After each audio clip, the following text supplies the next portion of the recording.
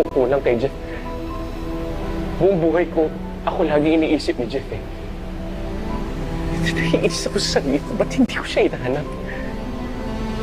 Masyado kong nagpaipit sa sarili kong problema na hindi ko nainisip, hindi ko man lang namamalayan, kinidnap na pala siya.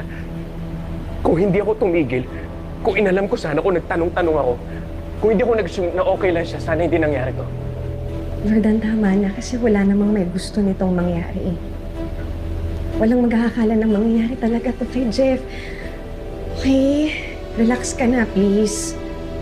Nakontento ko sa text eh. Dapat hindi ako nakontento. Dapat tinawagan ko siya. Dapat hindi ko tinigilan. Kinausap ko siya sana, tinanong ko anong nararamdaman niya.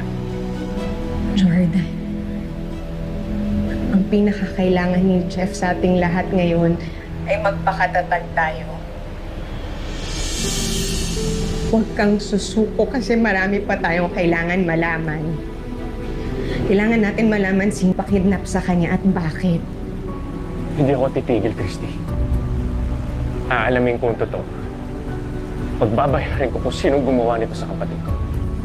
Mag-iingat ka, Jordan. Balitaan mo ko, okay? Bye.